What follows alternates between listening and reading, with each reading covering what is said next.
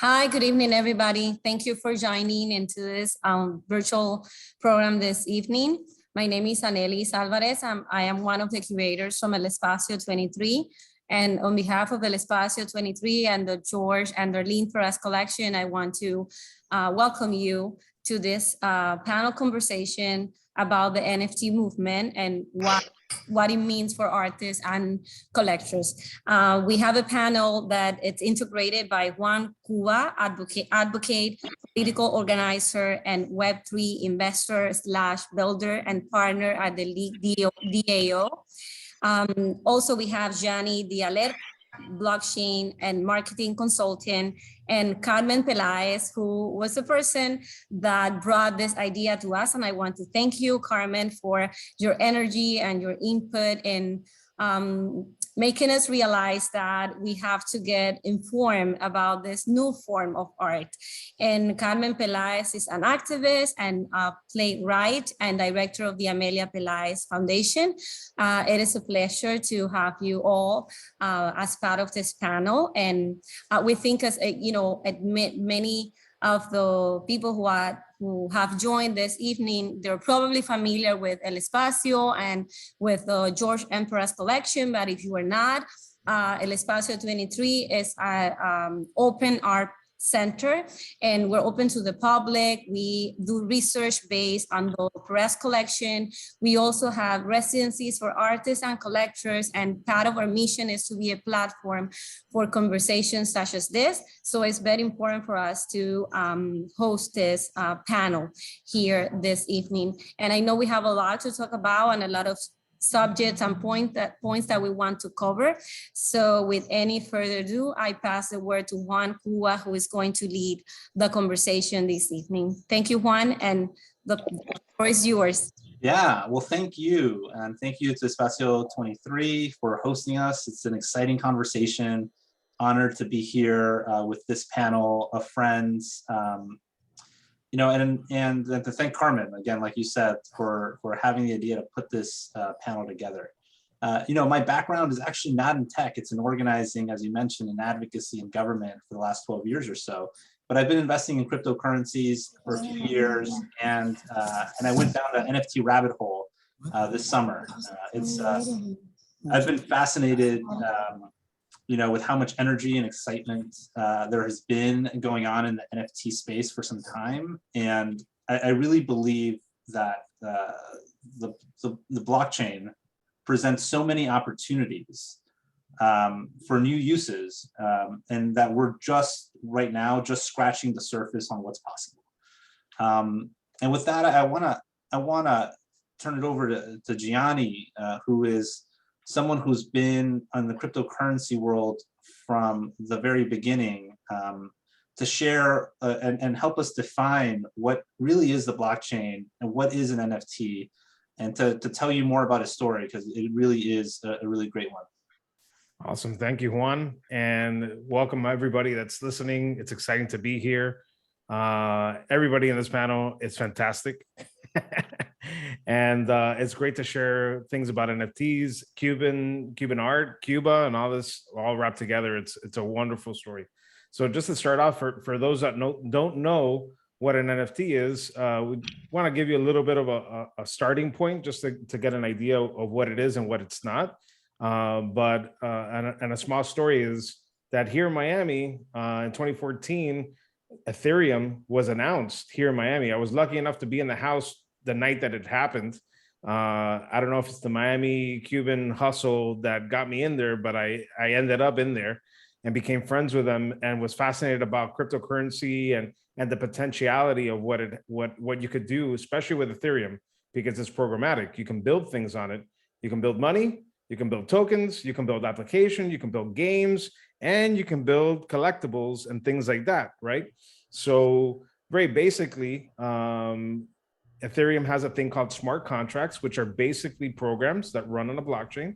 And without going too much into detail on how smart contract works and how cryptocurrency works, let's just say that it's a standard that people can use to create applications. One standard was tokens, which we saw a lot of tokens and coins and things like that can run on Ethereum.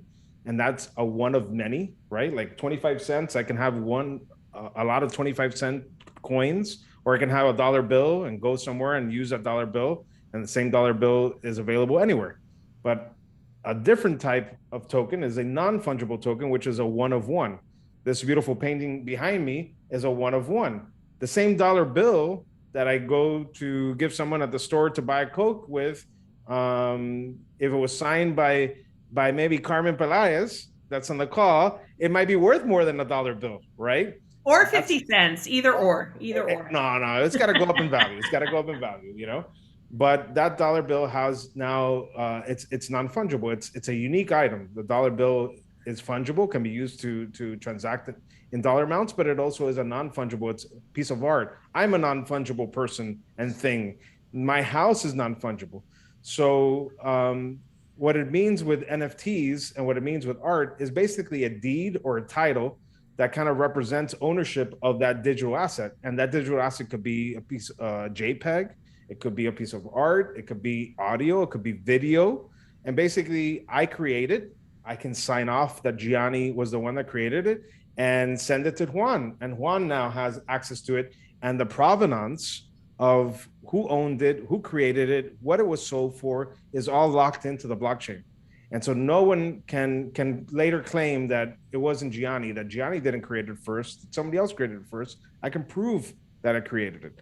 And it has value if someone thinks that it has value, like art does, right? There's not just, it's the artist that provides that value, it's their story, it's their pedigree and in the schools that they went to and the institutions they've had, all those types of things add to that value, and people are trading them and doing different things like that. So I don't know if that's basic enough, but I tried to do it as basic as I could. And Gianni, I should mention, you mentioned Ethereum, but there are a lot of different blockchains. Yes. I'm sure you've heard of Bitcoin, Ethereum. For most of this discussion, we'll be talking about NFTs on the Ethereum blockchain. But there are many others that are building and doing exciting things. Correct. But that's, I think that was a pretty good definition. I'll just add one more thing real quick. It's a standard, like going to an HTML web page, or you go to a web page and you can open it up on Chrome, you can open it on Edge, you can open it up your phone. All these different applications know how to look at that web page. It's the same thing. That NFT is a standard that people can develop for, that all these different applications and things can interact with it and view it and transact with it. So sorry to interrupt you there, Juan. No. And I think I was going to actually give it back to you, Gianni, because you started talking a little bit about your history, but if you can, introduce yourself a little bit more, your background. One thing I always found fascinating is that, and you mentioned it, like when Ethereum was first launching, like you were there, you met the founders, but you also got into NFTs early. I know that your profile picture on Twitter is a Bored Ape. So maybe, how did you go from, Ethereum then to like being one of the people that saw the potential of NFTs and actually bought a Bored Ape back when they were like under half an ETH, right? So the interesting thing was, because I realized that you can build things on Ethereum, I come from the gaming world. I'm a creative as well. I do graphic design, and I realized that there's very interesting applications you can do with this. And so I had heard a podcast. I haven't actually told you about this, but I heard a podcast about using NFTs or using this idea of crypto in games, right? Assets and swords and things that you can use in a game. And that really intrigued me. And so when I was involved with them, they created a list of all the potential applications that you can create on Ethereum. And my contribution at the bottom of that list that has all these founders of Ethereum is collectible games, collectible things, cards, and games. And so immediately when this idea of non-fungible tokens came out, this idea of a standard, I was on it. And this was around 2017, 2018. And I created a list on GitHub, kind of tracking all the different projects that were coming out. Now, I'm more interested in the creation of them and not so much on the intrinsic value of them. So I didn't have a Bored Ape because I found it and I thought it was cool. It just happened to be that I bought an NFT from someone in Cuba who became my friend, and we'll talk about my journey with NFTs in Cuba later. But because he told me, "Hey, Gianni, tiene que ver este mono está loco, la gente está entrando en Clubhouse, todo el mundo se lo está comprando, no sé cuál comprar. And I was like, with his hysteria, I was like, you know what? I got to grab one of these. And I bought it for $500. But it's not so much the Bored Ape per se, the image of it that's interesting. It's the community that created around it. The fact that if you own it, gets you access to chats and certain things that only people who own that particular NFT or that collection gives them access to. So it's not just owning the art, but also the community that comes with it, which is really, really fascinating. So yeah, we could be here, like we said before, starting forever and talk about a bunch of stories, but I'm going to digress and be quiet. Yeah, no, I mean, but it is a fascinating thing about NFTs that it's not just the picture or the GIF that, you know, that is the NFT, but it comes with community, it comes with identity, it comes with other forms of utility that people are just starting to play around with and explore. And we can, you know, mention several examples of different things that people are doing with NFTs. Like there's some friends of ours that are trying to buy a golf course with an NFT project, or trying to buy the Miami Dolphins is another NFT project that's trying or to the Constitution, or the US Constitution, which became a big deal. And so it's become a way to like raise so much money very quickly and do really interesting things with it as well. You know, one of the exciting uses, and this is where I want to introduce Carmen about it, is that the blockchain and NFTs provide a certificate of authenticity, right? Because the blockchain is this shared ledger among and a decentralized one, right? So no one has can mess with that ledger. It is a trustless system. People know who owns the NFT before, what price they paid for it, etc. And when in conversation with Carmen and I have been friends for some time, and knowing a little bit about her story, you know, the idea was like, well, and you know what, I'm gonna turn over to Carmen to tell the story because she tells it better. But the idea of like, who owns a piece of artwork, rightfully owns a piece of artwork, was one that we are trying to explore with the Amelia's NFT project. And I want to turn it over to Carmen. And Carmen, maybe you could start by sharing your story, your family story, and how that segued into your career before going into the NFT itself, because I think that's the whole genesis of what Amelia's NFT is. But why don't you do it? Sure. First of all, thank you, El Espacio 23. I met them when Darlene was honoring Tania Bruguera and Miguelin Thomas, and a third artist, which eludes me now, unfortunately. I apologize to that third artist. And Tania was like, oye, Cami tiene este proyecto. Tania always with her enthusiasm and her generosity. And I just... we were just in the process of creating the NFTs, and I was like, oh my God, yeah. And then I went right into it, and right away El Espacio invited me to do something like this. So thank you for being forward thinking and open and curious, because as an artist in my own right, I can tell you that that's what artists appreciate more than anything from collectors. So thank you for having us. Thank you, Gianni and Juan, for joining me here today. Your expertise and the way you guys have dragged me into this space is greatly appreciated. So my name is Carmen Pelaez. I am the great niece of Amelia Pelaez. I run the Amelia Pelaez Foundation. I did go to Cuba several times to stay with my Aunt Ninita in the Pelaez home. And actually, my background is of my dining room in Miami has a huge picture of the dining room in Cuba for a centenary exhibit that I did with Christie's. What would have been Amelia's 100th birthday. So you're officially zoomed into the most Cuban dining room in Miami, La Casa en Cuba, in the house here. But I've always been inspired by Amelia. When I was little, all I had were black and white pictures of her work. This is 1,000 years ago, when technology didn't give you instant access to Cuba. I was raised on these incredible stories about La Casa y La Pintora, and every time I would paint something or draw something or color something, I was obsessed with art when I was a kid. They'd be like, mira como Amelia, and I would see that look in my family's face, and I was very moved by it. So I always had a connection to Amelia, but they only ever showed me black and white pictures of her work. The first time I was exposed to her work in person was when the Cuban Museum brought some of her work here. It was very controversial at the time. And I stood in front of Amelia for the first time. And I understood so much more about everything my family had ever been through, right? I took this, when I went to Cuba as an adult, I wrote my first play, a solo piece about my first trip to Cuba and discovering what Amelia was, right? My question was, what makes beautiful beautiful?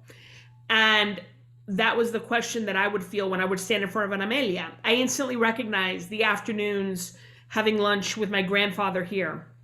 They were exactly like the afternoons I would have lunch with his sister Ninita in La Habana. And through art, I was able to put together memory and reality, the Cuba that was lost and the Cuba that would be mine, and the Cuba that was ours to build, the Cuba of yesterday and the Cuba of the future. I always interact with Amelia in one way or another as an artistic example. But also she was very fierce. People don't know this about her. She was quiet. It's funny to me because she was so matronly, tan calladita en su casa. But Amelia was like no joke. She hated fascism. She detested authoritarianism. She supported the revolutionaries fighting Franco. She, in MoMA, in the 47 exhibit, when other Cuban artists didn't want to have Diago because he was an Afro-Cuban artist and hadn't studied, more because he hadn't studied in Europe, Amelia Ponce, and again, one other artist, I don't know what my problem is with the third artist, I believe it was Puerto Carrero, said, well, if you don't include Diago, we're not going to be part of this exhibit either. So she was somebody that believed deeply in social justice and equality. When I would go to Cuba, I would stay in her room, and there was a portrait of her holding out these matches. And Amelia's sister Ninita, who safeguarded the entire Pelaez collection, stayed in Cuba in order to keep it together for the day that we would return, said to me, you know what Amelia was saying? You know who took that picture? I had no idea. And it was Corda, the same photographer that took the famous picture of Che. And I was like, oh my God, really? I surprised it. Yeah, okay. And she said, you know what she was telling him? Ask Che why these matches don't work. Which I thought was hilarious, because even towards the end of her life, blind and totally under the control of the government, or oppressed by the Cuban government, she was prodding and she was pushing in her own quiet way. She always supported artists. She always supported young artists. So when NFTs came about, after Ninita dies, the government comes in, takes all the art, does not list it as Pelaez collection. They just take it all into Museo de Bellas Artes, supposedly. They have around 500 pieces of hers. They do not list it as Pelaez collection. The other aspect is, because I run her foundation, I have to deal constantly with fakes. According to the FBI, 99% of all Cuban art in Miami is fake. And it's something I deal with constantly. And I've hated seeing people take advantage of her name and her struggle in order to turn a profit. With Amelia's NFT, I saw an opportunity for two things. Part of the money raised by the NFT would go to creating the Catálogo Razonado with la Fundación de Arte Cubano en Madrid, which would essentially wipe fakes off the market. And many of these fakes were also produced in government studios. So there's a problematic history between the regime and creating fakes and selling fakes for profit. Catálogo Razonado would wipe them off the market. But the other thing that happened was July 11th.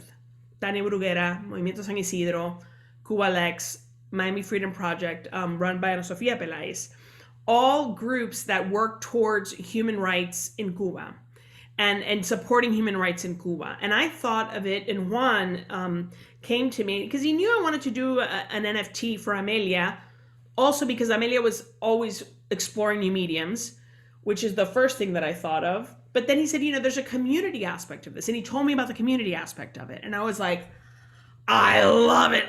What do we have to do?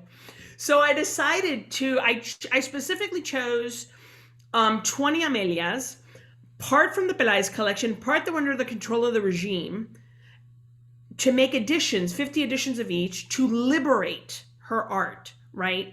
They could live on the blockchain. They could be liberated from the hands of a regime that never owned her in the first place. They control her work. They've tried to make her a revolutionary artist, which she never was. And it's my way of breaking Amelia's legacy out of that authoritarianism and giving it back to her. And her view was always el arte tiene que caminar. When she was painting, a lot of people would, tease her about her work, and she'd say, they'll like it tomorrow. Tomorrow they'll love it. She was right. She had all the confidence in the world that her work was going to be, important to Cuba. So coming into NFTs was my way of making Amelia's art walk, and also giving ownership to people. I could never afford an Amelia. I have one Amelia ceramic. I couldn't afford it. So I also wanted to open it up to people that may not have $350,000 for a one of one, or may not have, $3,000 for a print. Now they can have their NFT and move Amelia into the modern world. Move Amelia into this blockchain where provenance is protected, where she will live as long as people keep collecting her art, and where the foundation can also be a part of continuing to get a little bit to do good and to give to other artists, and to, after we create the Catálogo Razoné, to help these human rights organizations and to create a scholarship so that it's in constant conversation with the community that Amelia loves so much.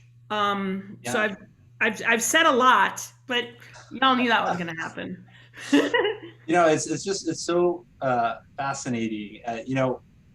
You were using the power of a decentralized blockchain to challenge a centralized oppressive government, and challenge their claim to artwork that was stolen from your family. And that, there's some like poetry in that, right? Like there's like, they might have all the guns and all the military, but we have the people, and we have the future, and we have the truth, right? And it's that battle between those two that I've always found really fascinating about this project. And the other thing is that when I think about NFTs and cryptocurrencies and what we call Web3, right? It is one big experiment happening right now. People are creating new uses and new, just like experimenting. It's kind of like art, right? Like people pushing the boundaries of like what this thing can do. And that's what Amelia's NFT is doing, right? Like this is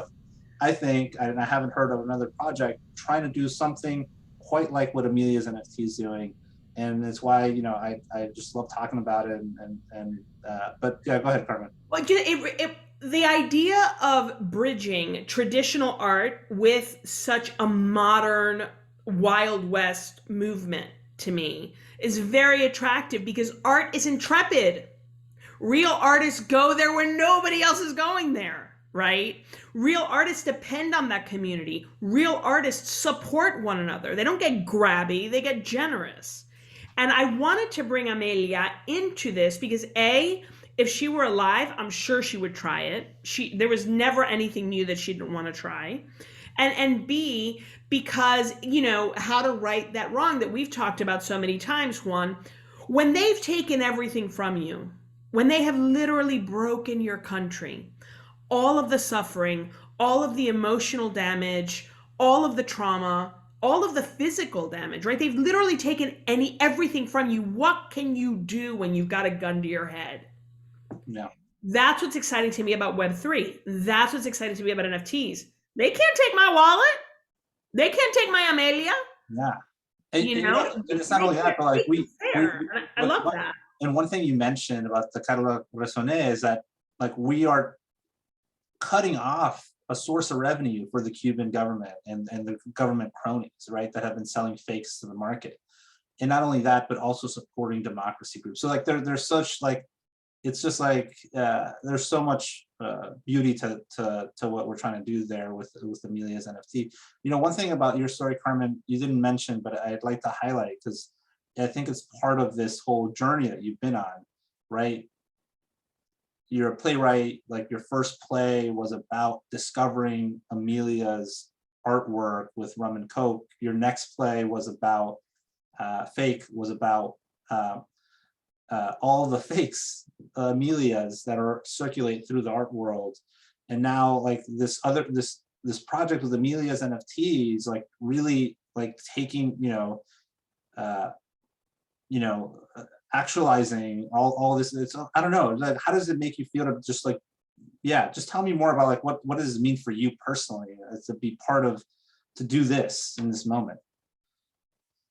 I mean, for me personally, it's incredibly powerful, because I know that what we raise will literally go directly to fostering democracy for people that risk their lives to get my freedom, right? Everybody that hit the streets on the 11th of July, they did it, and 900 of them are in jail right now. Minors, women, seniors, children. I mean, it's ridiculous. I know that this project is going to go in part to getting them legal services, right? That's something very tangible. They don't have that. This is going to go to that. So in a technical way, because I've always deeply cared about democracy in Cuba and the freedom of my country, it's very satiating to be able to actually do something that I can point to and say, I have contributed in this way, because we're 90 miles and another world apart. I can't hit the streets in Cuba from here, but I can support everything that they do. I can support what Movimiento San Isidro does, 27N, what all those people are doing. I can support that. And I know Amelia would. So in that way, I feel like I'm honoring the legacy that has just given me so much throughout my life and will continue to give me. And in a personal way, I love that I'm moving Amelia's work into a space that they can't touch, that they don't own, that they cannot manipulate, right? Yeah. As an artist, I love that I'm protecting her oeuvre in that way. Yeah. And in a new way, and moving her into the future. It's, it's hard to bridge traditional NFT art with NFT art, because there's so many wonderful new artists, and Gianni will speak to that, I'm sure, in a minute, that are creating this digital art and making in this space, and it's wonderful. But I also think that there's a place for traditional artists to be in this space. Art is a continuum. Art is a conversation that transcends time and lets us continually check in with our humanity, right? It continually checks us in with progress. It continually checks us in with the divine. Yeah. And it's a conversation that just keeps going. And I think that, considering how we're all moving into very virtual landscapes, it would be a shame to lose some of the great art that came before it, because it doesn't exist in this digital world. So that's to a really me, good point. Yeah, like every collector, I have an incredibly modest collection, but I try and diversify it. I think every collector should diversify their collection to include their favorite, giants, and the new artists, the artists that are creating today, things that are very traditional and things that are maybe a little bit experimental and a little bit out of the norm. But that's the thrill. And I think artists give up everything to do what they love. And this is a very immediate way of having a very direct conversation between collector and artist, that as an artist I found very attractive. As somebody that creates, I have that immediate applause from the audience, right? I have the artistic director that puts up my play, or the producer that gives me the money for me to make my movie. It's very immediate.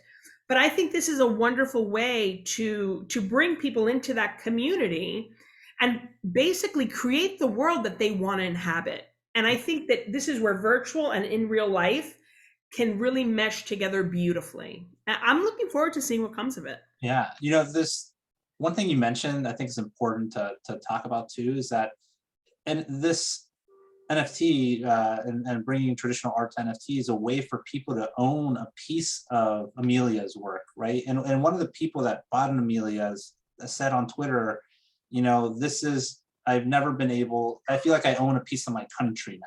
I would have never been able to do this had not been for NFTs and Web3. And that made the tears roll down my face when he tweeted, Gabriel, he actually had the collection coming out, Crypto Cubans, this week. That made tears roll down my face, because the thing about this regime is 500 years from now, this regime will be a chapter in the Cuban history book, but Amelia will still be Cuba. Yeah. And I love giving that ownership to people. Yeah. In this moment. And when Gabriel tweeted that, I literally burst into tears because I was like, oh my God, yes. Like that to me was, that struck my heart, because that's one of our biggest intentions. And well, that's I use Gabriel as a segue to go back to Gianni, because Gabriel is that friend from Cuba that you were talking to, referencing, I think, earlier, Gianni. And tell us about, you have done so much work with artists on the island to onboard them to Web3 and NFTs, and it's been life-changing for so many there. Tell us more about Cuba NFT art and the new project that you've got. Tell us all about it. I mean, it's an amazing segue to have Gabriel as the segue, because back in that night where I learned about Ethereum, they had, before I even opened my mouth, they had asked a question, what do you think Ethereum would do for the world? And nobody had heard of my voice. And I immediately said, I felt like that Ethereum would help the country where my parents are from, to give them an alternate way to interact with the world, to give them some sovereignty of some sort. I wasn't using that term then, but now, it's really what I was trying to think of in that time. And so fast forward to now, NFTs were happening. There was stuff, bubbling. And then I was in a clubhouse in a conversation, and someone that I met, who happened to be from Miami, who is an architect in California, who he called me. He's like, hey, you sound like you're from Miami. Are you from Miami? And I'm like, yeah, man. What elementary school? Oh, I went to Flagami.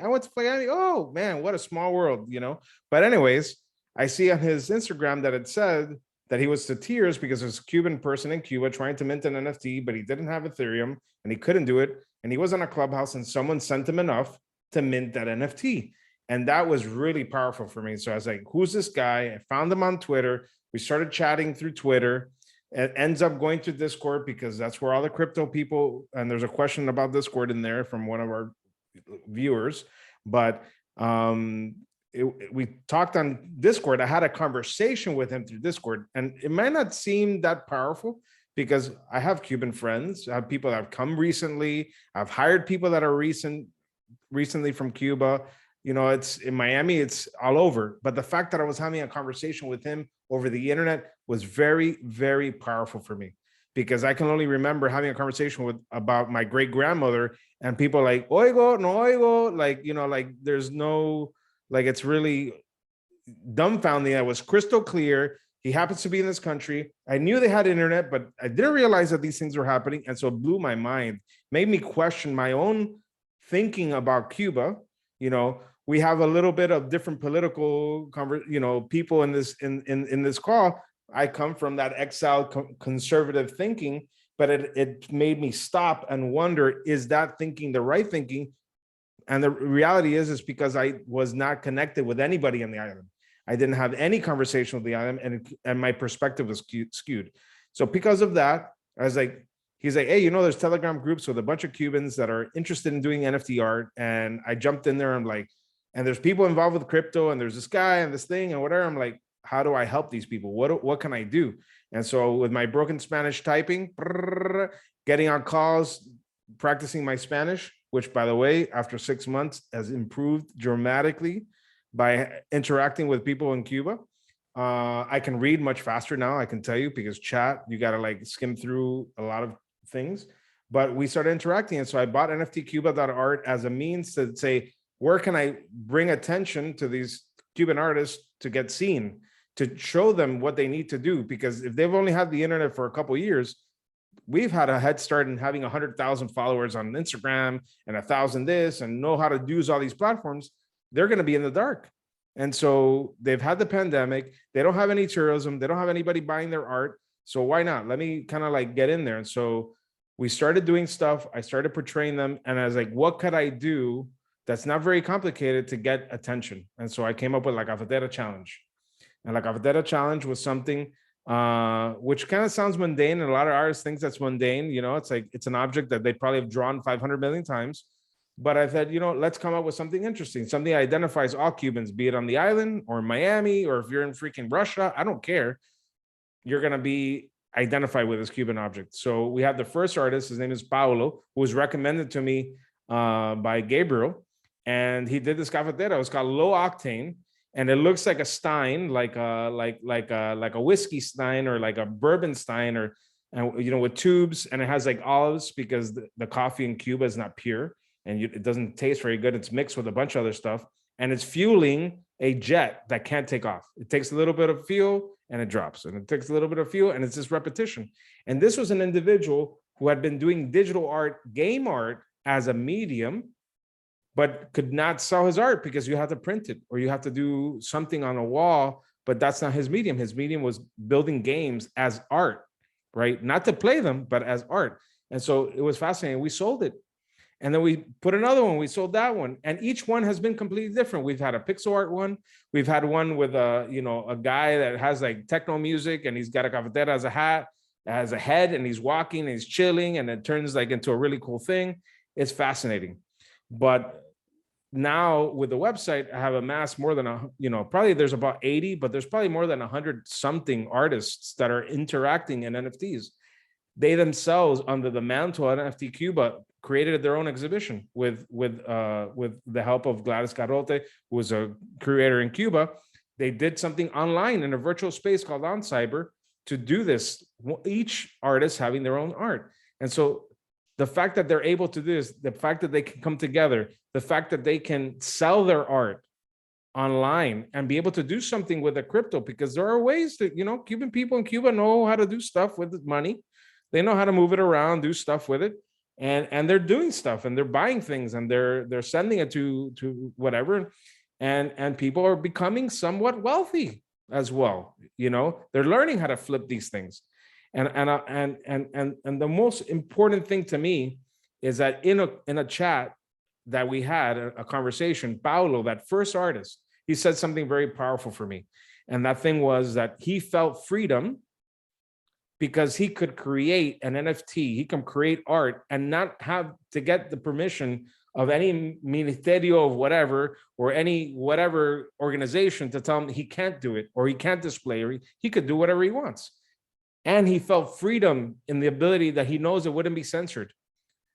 And that's an amazing thing, and goes into another conversation that we can go in from the talk about centralization and regulation. We can go into that, but it cannot be censored. Even if a website took it down, it's still there on the blockchain. If the Cuban government said, you know what, we don't want the Pelaez, the Amelias to be seen by anybody in Cuba, they're still there. Right. And they're still owned by whoever owns it. And that is a very powerful thinking. It goes beyond just having, a beautiful piece of art that I can own, but it's an art that can't be taken away from me. Right? It really can't. And I could sell it and my kids can have it. And that progression and that history can go with it. And it's very, very powerful. Gianni, what you're talking also, some people may not know, Decreto 349, which is where Movimiento San Isidro really picked up. It's literally a law in Cuba that says they have the right to decide who is or is not an artist. So as an artist, they were not able to display their own work in their own home, because then the government would say, oh, well, that you're using it as a gallery. So by engaging with these artists, I think in my conversation with you, you've been able to separate the regime from the people and help people empower themselves. And all of the artists that I've met through you, it's amazing to me the way freedom begets freedom, right? It just grows exponentially and exponentially. You become less afraid. When you engage with a free practice, there's no going back. And it's kind of wonderful to see that community growing and growing and growing, and have people be empowered and dependent on themselves and their own ingenuity and their own instincts, and learning. El Toque put out an article today on how a lot of Cubans are learning how to use crypto, and they're using it to survive. And it's amazing. It's an amazing thing. Yep.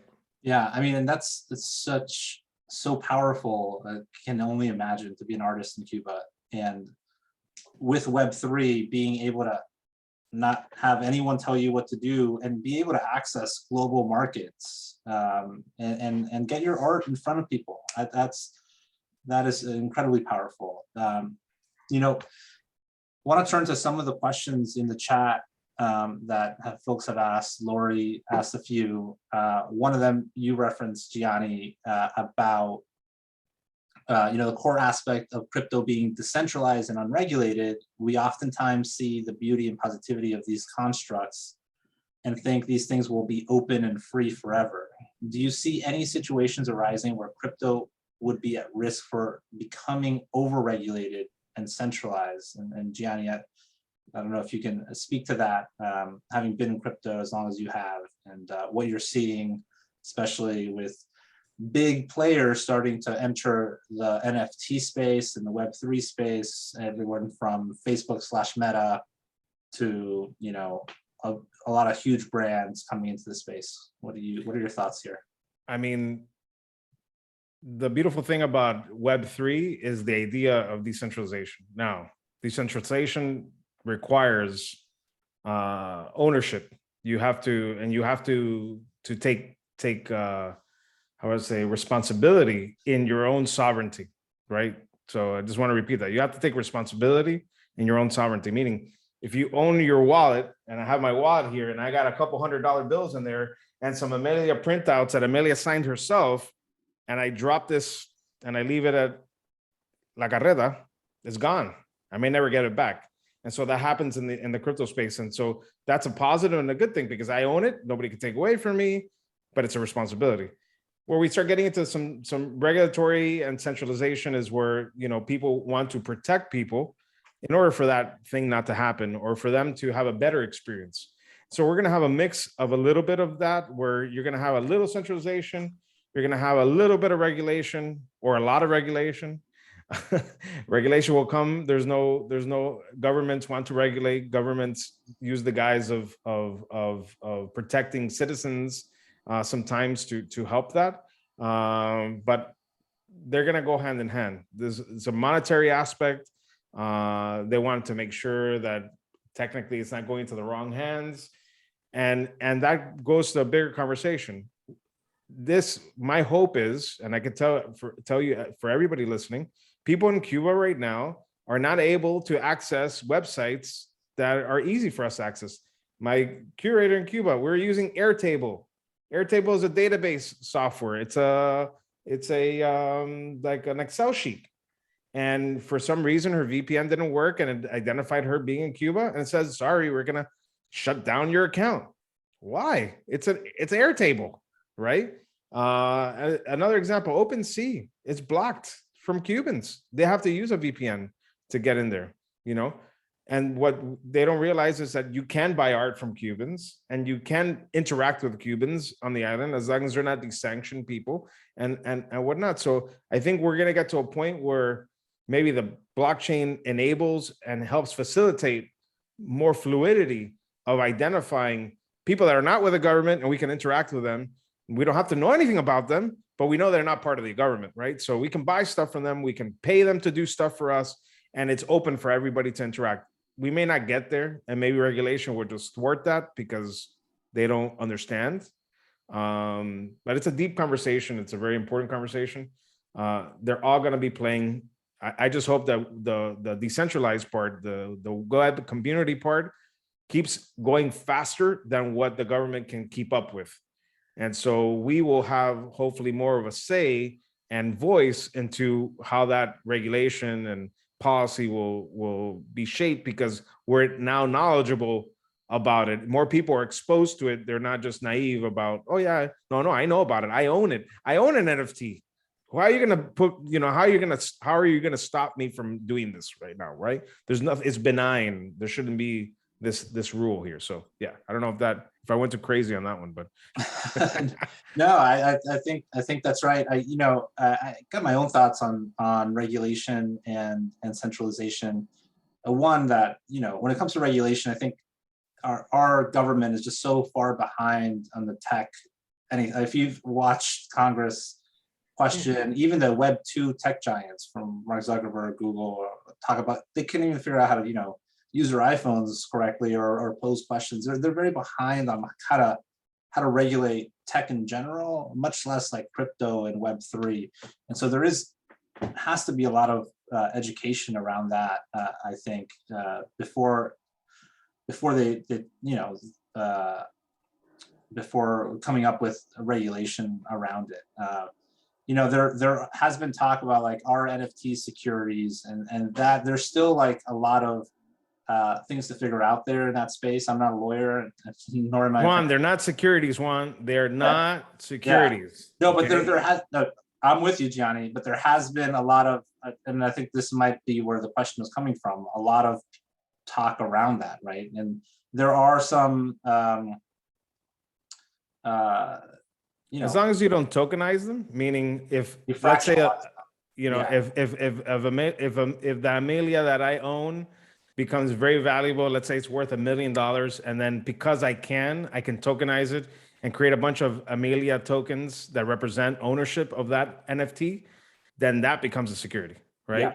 And so, but you can easily do it. We could do it with a couple lines of code, and but that becomes a security, and that's where the government's kind of like, we don't want you to play in that area. Though, I agree with you, Juan. It's such a new space, and like Gianni says, like a MetaMask wallet, if you lose your 12-word key, you've lost your wallet.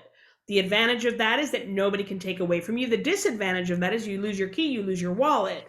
So there's a lot of personal responsibility involved, a lot of personal accountability. But as it takes more and more of the market share, I mean, in 1 year, the NFT art market grew from nothing to between all estimates 2 to 4% of the entire art market in 1 year. That's insane. Yeah. So it's very difficult to regulate that. But I think to your point, Gianni, what's exciting is people are investing in art. They're making it their own. They're finding this new form. They're interacting with it. And because it works kind of the same way as the traditional art market in a digital space, right? It's theirs, and they are part of the conversation and part of the community. I think that will mold the regulations that are going to follow. Of course, regulations will come in one way or another because there are billions involved. Until then, I think everybody should, invest in an NFT collection the same way that they would invest in an art collection, wisely and within your means. Yes. Right? Choose works that you love and that you can afford, and build your collection slowly in the way that you would, with a goal in mind. Yeah, and one thing I want to lift up what you said, Carmen, is that how quickly the NFT market has grown, and exponentially, really. It really started taking off summer 2021, which was just a few months ago. And this year has been a crazy amount of sales. When you're looking at the volume of sales in the secondary market, I believe it was like the first week of sales of this year already outpaced the first half of the year in 2021. And so it is becoming mainstream. There's huge brands coming into this space. You have Adidas, right? Adidas, Budweiser, Time Magazine, yeah.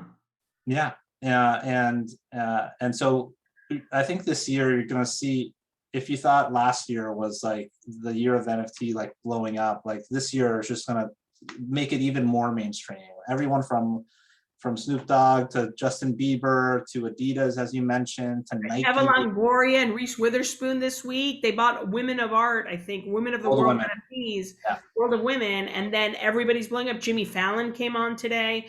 I think that NFTs, by the summer you could kind of tell they were undeniable, but now there's no question they are part of the art world that is not going away. And you don't only have things like Women of World or Amelia's, which is its own thing because nobody else has really done what we're doing, or these new young artists. You have, there's people that different kinds of NFTs.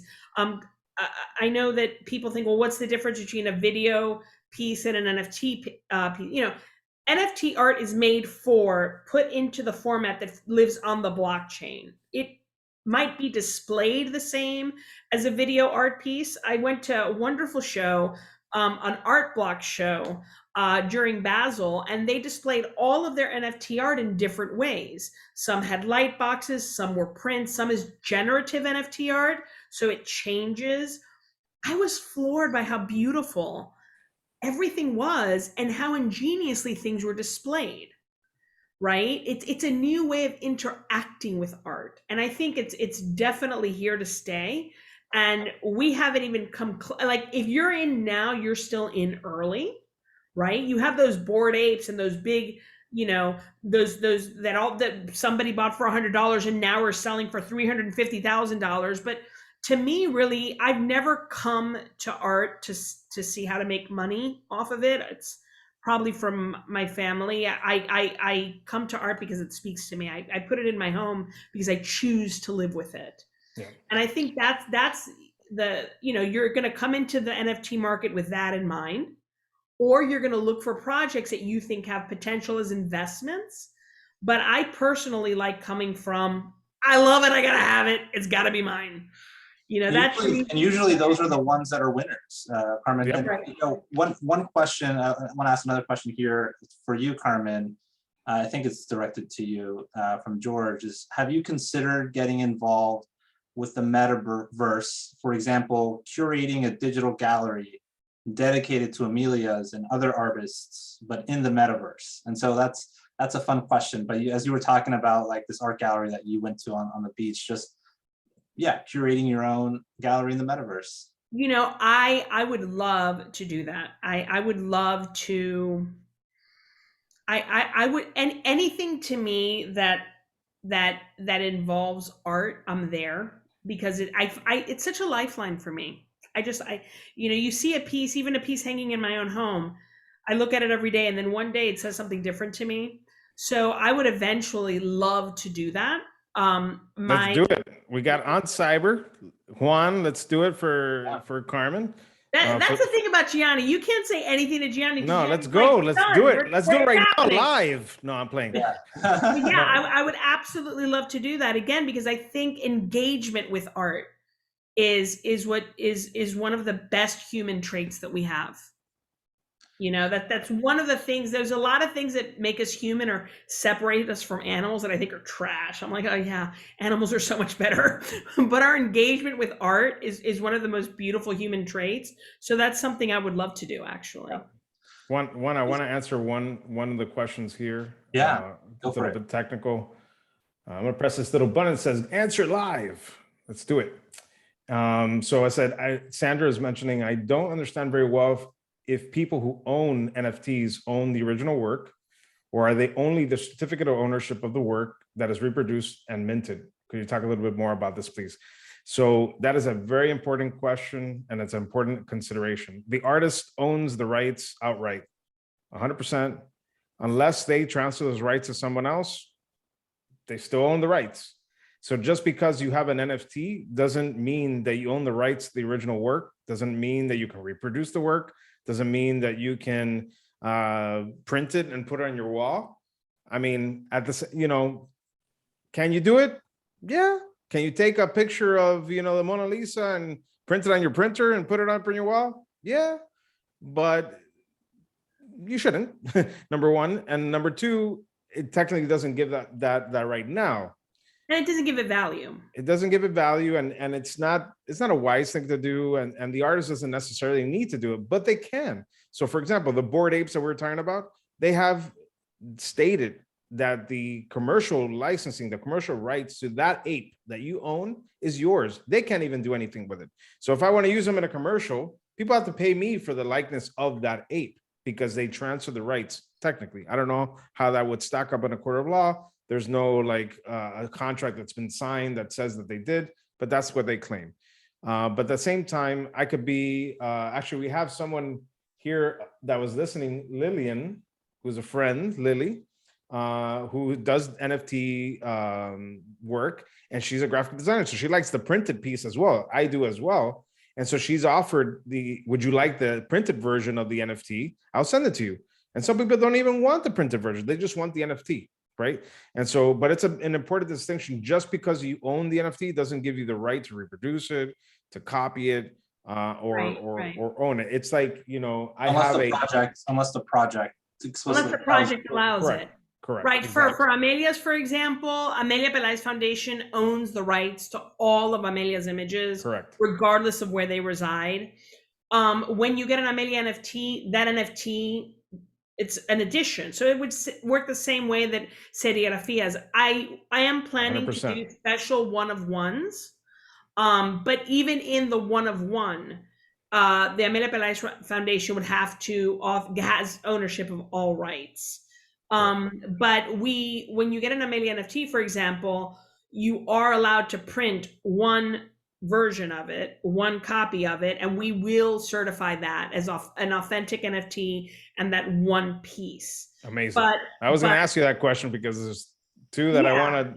You know, it's interesting to me. Some people have wanted to print it like traditionally and at a certain size, and I'm thinking, oh my God, no! Like if I print my Amelia NFT, I'm gonna like probably put it in a light box and make it small. Like to me, the medium's exciting, and exploring the art through that new medium is exciting. Yes. But generally, artist rights belong to the artist and the artist foundation.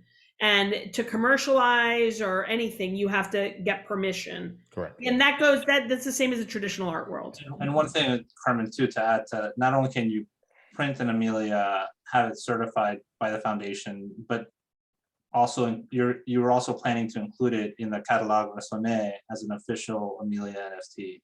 When we finally get the Catalogue Raisonné going, which has been years in process, it will be included. That's amazing. Let's answer a couple more questions. Yeah. I was going to get to one about building community here in the digital realm around NFTs. And Lori asked about Discord.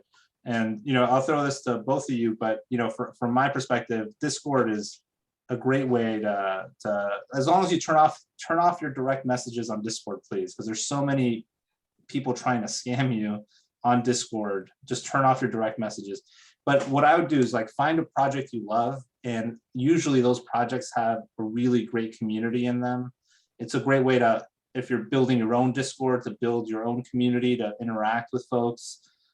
Twitter is also a great space to get information, people that you think are smart in the space or you like to follow. Message them. The NFT world is very accessible, so very surprisingly accessible. And love going to Twitter spaces. There's so many every day, so many conversations around Web3 and the blockchain and NFTs. And it's such a great way to interact with folks. But Gianni, I want to throw it over to you. Like what do you like to do to build community in these spaces? It's hard when you're really engaged with many communities, because then Discord and Telegram, and it just becomes noise. But for those that want to, I agree with Juan, like pick one, go deep, meet, interact with people, reach out to people, go on Twitter, reach out to the artists that you like, retweet them, say something nice, support them by retweeting and liking and participating in their Twitter spaces and calls like this, like participate in that. Because that's the other thing that NFTs has that I haven't seen in the traditional art world as much, is that once you buy that NFT, there's a kind of like a direct conduit with the artist. If they're living and they're like up and coming or emerging, you can interact with them and they appreciate it and they get excited about it. And you get excited because they're excited. And so like this thing just keeps on going around and around. And then you find one of their friends that you love because they're kind of like all on the same thing and like, oh, I got to have that.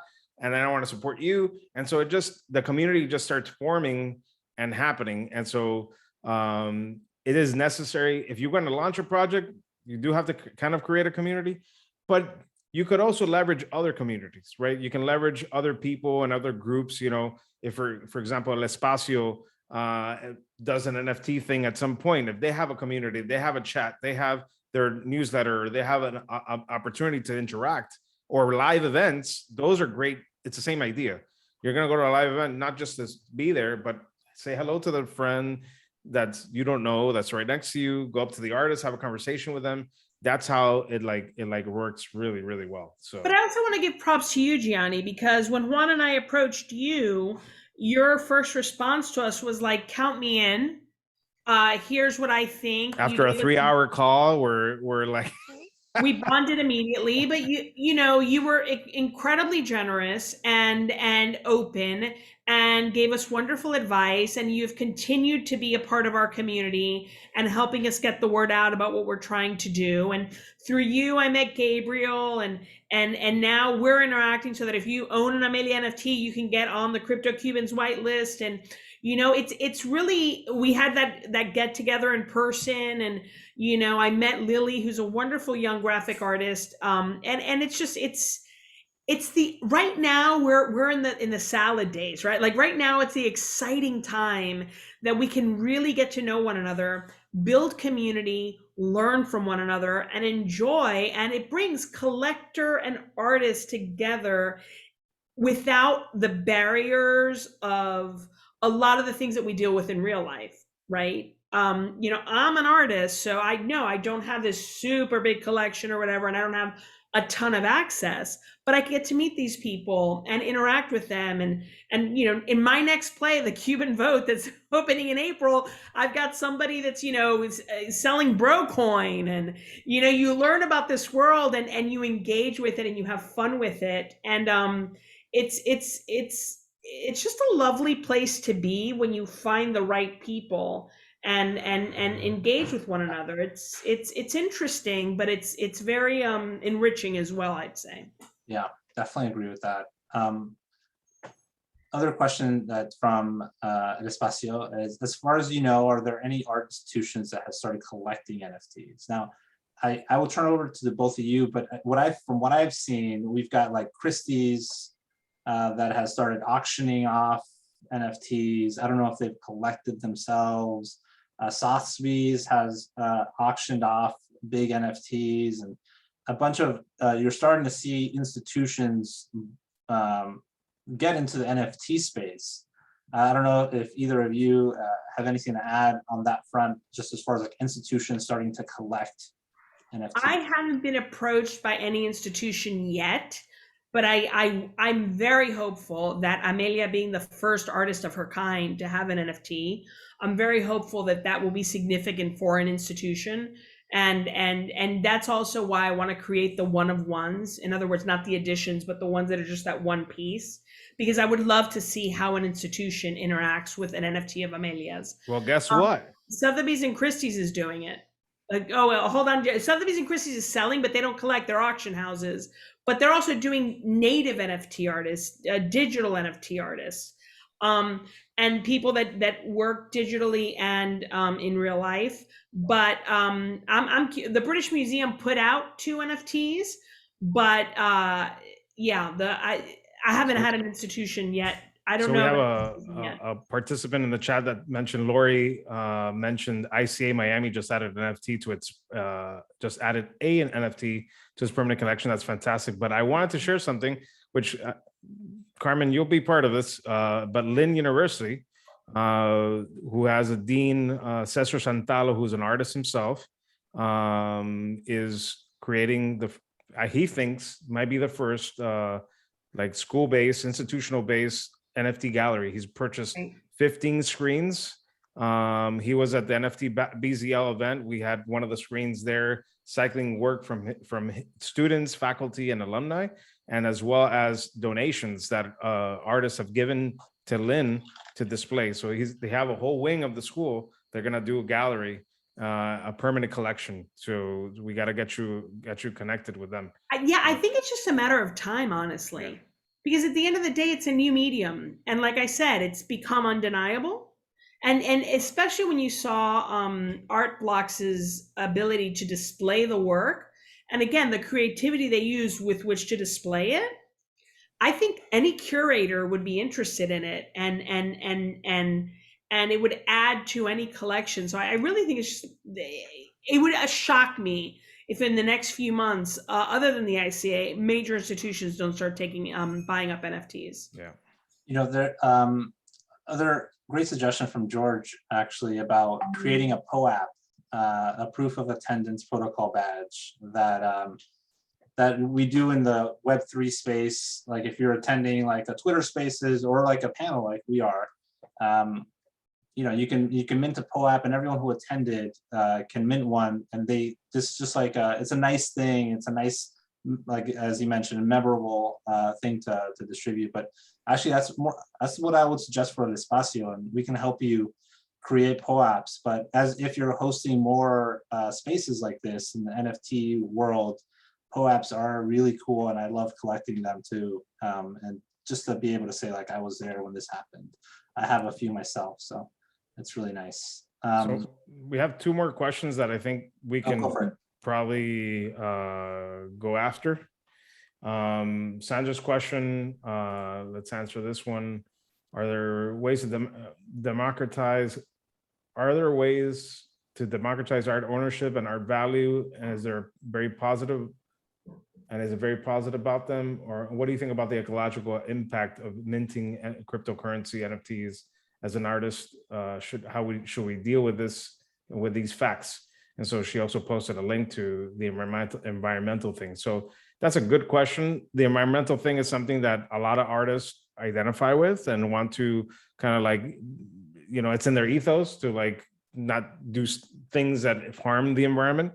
And there's been a lot of talk about how crypto mining harms the environment because it's creating a lot of power consumption, and there could be all these things that are culminating to climate change. But the reality is, yes, Ethereum and Bitcoin do require a lot of computing power to do it, but it doesn't compare to other things. And we have to be apples to apples.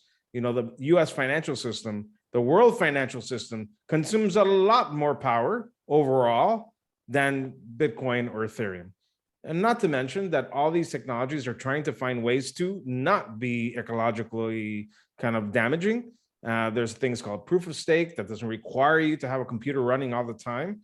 Ethereum is moving towards that. And there's many platforms right now like Tezos and Solana and some others that are using this type of technology that doesn't require that computing power. But the fact that you open your phone and you ask Siri, hey, what's the weather today?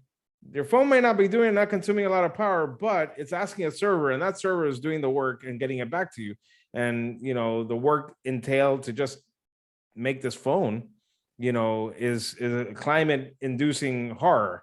So, yeah, I think climate's a concern for everybody, obviously. Yep. It's funny because when people said, oh, the mining, I kept thinking, what are they mining? Like, doesn't this run on computers? Like, it took me a minute to realize that it was the power being consumed by all these computers that keep these blockchains alive and open. But I agree with you, Gianni. I think that within the ethos of crypto, there is a lot of consideration on how to improve. Yes. And because we're early in this space, there are a lot of people that very much care about climate and are looking for solutions. And as we move, I think, more to green energy, that's going to become much less of a problem. But I've definitely seen the crypto space be much more proactive about finding solutions to the energy that they're using than like a plethora of other industries. Yeah. So I think the impact in the environment, of course, is a concern for anybody that cares about the environment, like everything else is. But I do think that this particular this particular world is much more conscious of it than other industries. Yeah. You know, the other question from Patty here is a fun one. You know, if a rookie wants to get in, what is the first thing one has to do? Like, what's the first step? And, you know, I think there are some technical first steps, right? Which is like, you should open up a MetaMask wallet. You need to get some Ethereum into your MetaMask wallet from, you know, you purchase that Ethereum on a centralized exchange like Coinbase, then send it over to MetaMask. And so you have some Ethereum that you can do stuff with, and you can buy an NFT or, you know, swap it for some other cryptocurrency if you like. But that's the first technical step. I think the other steps, and some of it we mentioned, I would say before you buy anything, just like throw yourself into and commit yourself to learning about the space. Follow a lot of people on Twitter, join Twitter Spaces and hear about the projects that are going on. Find a project that you like that's within your price point, and you know, and that you just want to own. Look for projects that you wouldn't mind just owning if all of a sudden that project dropped to zero, right? That's an important thing too, because you don't want to, because there is risk involved that the projects go up and down and fluctuate, etc. But find a project that you just enjoy, join their community, join their Discord, check them out. And I don't know what you would add, Gianni, but just if I were starting, I'm just trying to think, if I were starting today, like what would I want to do differently or do? So if everybody that's listening can mint an NFT immediately, you could do what George said. You can do a POAP and learn about that and create POAPs for events that you do. It's quite easy and inexpensive. Actually, it's free. You can also go to OpenSea or other platforms and do what's called lazy minting. So we could take a screenshot of this presentation, go into OpenSea, upload the image, give it a title, give it the description, and put it and mint it. And Juan wants to buy it. He gives me an offer and he pays the gas and he pays the fee to actually put it onto the blockchain if he wants it. And so you can immediately do it. Or if you all want to have fun, I'll share my screen real quick here. I should have disabled it. But there's a website called nifty.inc. I'll put the link on the chat. And everybody, if you go there, you can immediately start off with a wallet that's right in the browser. And you can sketch like Microsoft Paint, draw a little character, do a little thing, and ink it. And basically, I'm going to call this one El Espacio. I'm going to write it wrong and ruin my historic NFT here. Espacio 23. And I'm going to put a limit of 23. And I just did the numbers and I'm inking it. And it should make it live in a second. And I'll share it here that people can see the link to it. And bam, I just made an NFT. And if I wanted to put it for sale, I could put it for sale for $1. This is not an Ethereum. This is a cryptocurrency called XDAI. But this is a fun way of creating NFTs and playing around with it and buying them and trading them and doing it for cents. So, and look, if you go to Explore and look at all the NFTs, you'll see the 23 there from this random guy that did a 23. And I think also when you're collecting, the same rules apply as real world collecting. Like Juan said, you want to do it within your means. You want to look around. You want to explore the different artists. You want to see what speaks to you. See what, a lot of NFTs have community attached to them. Do you like that community? A lot of NFTs are purpose driven. Do you like the charities that they're giving to? I think it's important to approach it the same way you would as if you're bringing anything into your home. And I buy art because it speaks to me, and I think that's really, for me, that's the best way to build your NFT collection. Be curious, get out there and see, just like in the real world, there's a ton of terrible art and there's a ton of wonderful art and surprising art. And there really is something for everybody. And there's a lot of good advice out there if you want to build what kind of collection you want to build and what you're going for. But to me, again, what's exciting is that there are kids that are NFT collectors, and they're getting involved with art at such a young age, and it's becoming just part of their life. And to me, that's wonderful because it expands our experience, right? And that's what the best thing for me is about NFTs. Again, it expands the art world and it helps people get more involved in a more immediate way. Yeah. I think we hit all the questions, and this has been, it's funny because I've been in conversations with Carmen and Gianni now. I think this is our third one, and always love having these conversations with the both of you and talking about NFTs, talking about Amelia's, talking about Cuba art. And in all the ways that NFTs and Web3 can have so much potential. Again, like like we're just scratching the surface. We are still so early, and so many of us are just experimenting with what we can do with NFTs. And there's going to be so many more applications for what NFTs can do. It's really going to be, I can't even imagine what this year has in store. This space moves so incredibly quickly. You know, tomorrow there's going to be a project that a year from now is going to be like the biggest thing. That's how quickly this space moves. What you want to do is you want to just get in, just start participating. This space also likes to reward people that just participate. Just today, like if you know, people get free coins just for spending gas.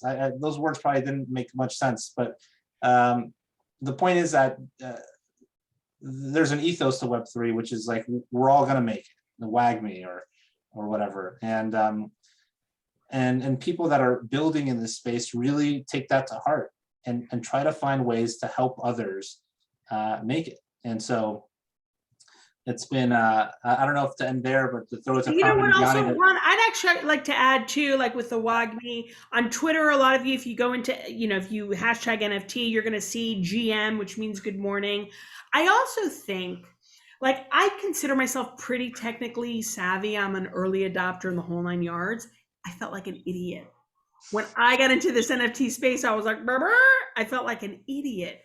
I also think it's important to dip your toe in as far as you want to go, right? You can go on to Discord, which is a platform. You can get really into tokens and this and that and whatever, or you can just get one NFT and figure out how to have it and use it in your life. Like everything else, the experience, the user experience is your investment. So don't let yourself get too intimidated by it either. We really are in the beginning of this. You know, it's growing super fast. Everybody's learning.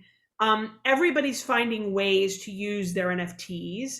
There are plenty of people that think, oh, it's just silly. And there are plenty of people that think it's going to make me a millionaire. And yeah, both are wrong, right? Both can be right and both can be wrong. I just think that you have to, like everything else, do your research, explore, enjoy, and engage with it in the way that best serves your lifestyle, your collection, and what your ultimate goals are. Yeah, Gianni, any final words? Final words is buy an NFT, make an NFT, and find some Cuban artists in Cuba or anywhere, and support them. You know, buy a piece of an NFT from a Cuban artist. They appreciate it. They end up actually buying other NFTs from other artists and supporting them and paying their gas and doing all that stuff. So I urge everybody to do that. And I just wanted to say thank you to El Espacio for having this talk, and that you're engaging in this NFT space and you know, having this crowd learn about it and whatnot, and excited for the future. Yeah. So Yes, again, thank you, Espacio 23. You can follow them on YouTube. You can follow them on Instagram at El Espacio 23. Thank you all so much for having us. This has been wonderful, and thank you all so much for listening. Awesome. So thank you so much. Gracias. thank you.